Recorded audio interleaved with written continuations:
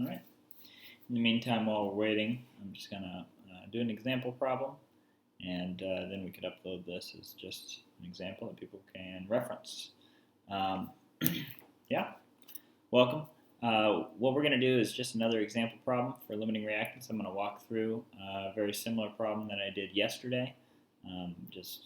Hopefully a couple examples might help us to see exactly what are we talking about when we solve a limiting reactant problem, and gives us a nice review of stoichiometry. So the problem I have pulled up here is, let's minimize this actually. The problem I have pulled up here is given the following reaction, CH4 plus O2 makes CO2 and H2O. So this is the combustion of methane. This is the reaction that occurs in our gas jets with our Bunsen burners. And so the question is, how many grams of CO2 are going to be produced if we react 12 grams of methane and 133 grams of oxygen? Well, one of these is the limiting reactant, one is the excess. So one of them, we want to actually react the entire mass of that reactant. It's going to be limited by the amount that we react with the limiting reactant. So we have to find out which one is the limiting reactant. The way that we've been doing it in class is just by solving the problem with both reactants, and whichever one makes less, that's the answer. And so the reactant that makes less is the limiting reactant. It's the one that ran out, and the amount that it makes is our answer. We liken that to something simple, some sandwiches. We said that if you're making cheese sandwiches and you have 2 pieces of bread and 5 pieces of cheese, well, it's not like you can make 5 sandwiches because you have 5 pieces of cheese. You're limited by the one that runs out, in this case, bread. And so just like that, we've got an example where one of our reactants is going to run out first. So we need to find out which one that is. So we start with let's devote one section for one of our reactants. We'll make this the methane, CH4. I won't be using subscripts just to make it go faster. And this one's going to be our O2, our oxygen. Okay, so let's first solve for methane, CH4. It says we have 12.0 grams of methane. 12.0 grams.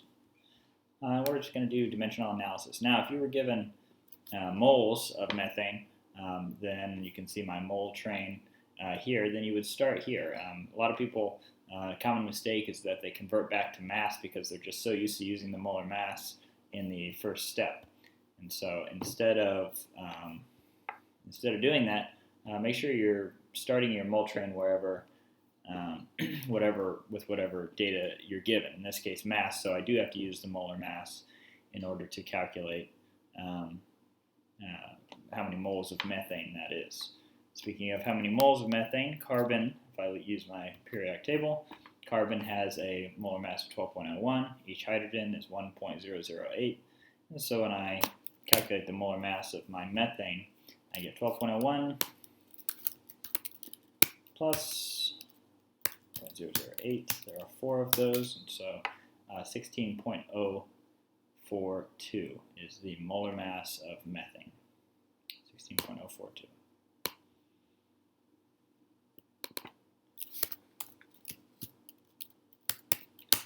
That's how many grams of methane are in 1 mole of methane. And I'll label it up here as methane. 1 mole CH4. And label it so that when I get to my molar mass step, or rather my mole ratio step, that I know which ratio, which coefficient goes on top and bottom, because I still have to cancel my units when I use the mole ratio step. So, looks like the mole ratio between methane and my product of interest, in this case CO2, carbon dioxide, is a 1-to-1 ratio. Now, you could skip the step if you knew that, as I'm sure you do, that this would not affect your answer, but just so that I can show each step in my mole train, I'm going to include it. So I'm going to say 1 mole of CH4. I'm going to put that on the bottom so my units cancel. We'll create 1 mole of carbon dioxide. There it is. And then finally, it asked me to find grams of carbon dioxide. And so, and we could figure out the limiting reactant by converting both our methane and oxygen to moles. You could compare that and see which one makes less. If the question was only which of these two is my limiting reactant, I would stop here just to limit how much I have to plug into my calculator, compare which one makes the less amount of moles, the least amount of moles, and I would be able to determine which one's the limiting reactant from that. I could compare moles, I could compare grams, so I'm just going to go all the way to mass. So I'll say every 1 mole of carbon dioxide has a molar mass of, look on my periodic table, I see that carbon has a molar mass of 12.01, oxygen 16.00, molar mass of carbon dioxide is 12.01 plus 16 times 2, 44.01 grams.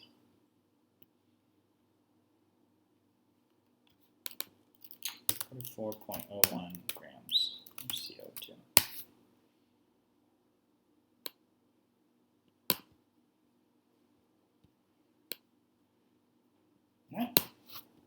Alright, that's set up. I can plug it into my calculator, multiply all the top numbers, divide all the bottom, 12.0 times 1. I'll include the ones even though they don't affect your value. Again, just to show the entire process in case my mole ratio or any of my values there in the numerator were not 1. I want to see that you can multiply all the top numbers and divide all the bottom, in this case 16.042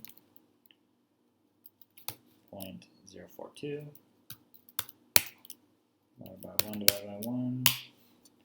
End up with 32.9. I'm going to carry it out to 3 sig figs since my the least number of sig figs in my question is 3. I've got 1 sig fig in these values, but remember those are exactants, so we don't follow any sig fig rules for those. Those are immune to sig figs. We don't use sig figs for the 1 mole. Exactly 1 mole has a molar mass of 44.01 grams. Okay. So 32.9 grams, and this is of CO2. All right, so we know that 12.0 grams of CH4 will make 32.9 grams of CO2. How much will the oxygen make? Start with, let's copy from up here. For O2, it's 133 grams of O2.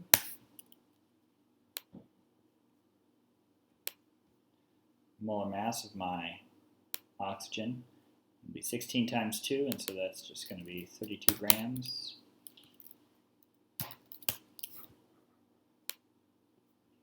One mole.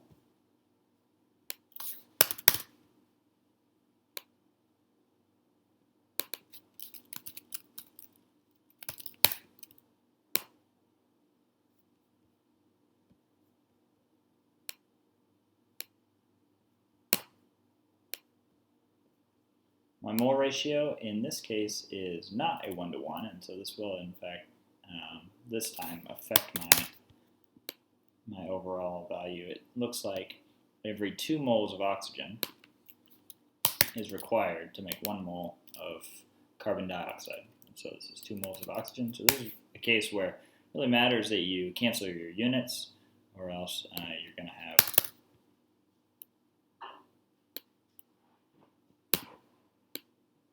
issues. You'll be off by a factor of 4 in this case because you would have multiplied by 2 instead of dividing by 2. All right. Same molar mass as above.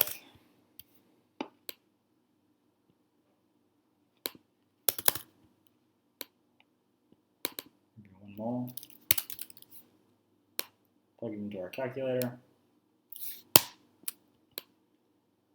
And we get 133 times 1 times 1 times 44.01 divided by 32 divided by 2 divided by 1.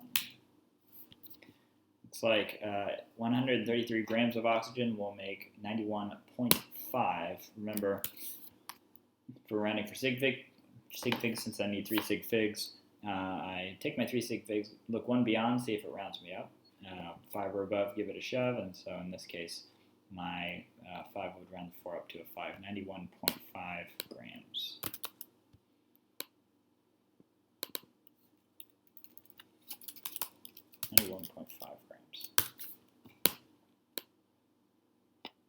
All right. So, which is it? We compare our values and we see which one is less in this, or the least of those two values. And so, in this case, 32.9 grams is less than 91.5. And so, methane (CH4) is my limiting reactant. I can label that. I'll label it LR. It's my limiting reactant.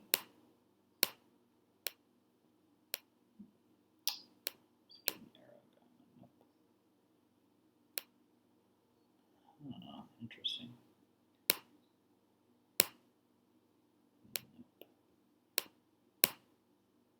Get a red arrow. Here's my limiting reactant. Just to be clear on our terms, and my answer in this case is here. So the answer to my question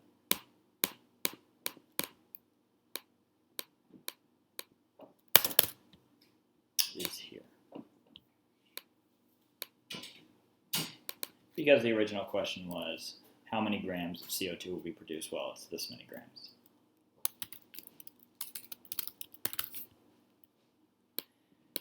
So what would this reaction look like in real life? Well, you would have all your methane would be consumed, and the reactant that would be left over, you'd have some oxygen there floating around in your tank waiting to be reacted with more methane. If you were to pump more methane into this reaction, well, you'd get more CO2 and H2O being produced and more heat and light, because you know what a Bunsen burner does.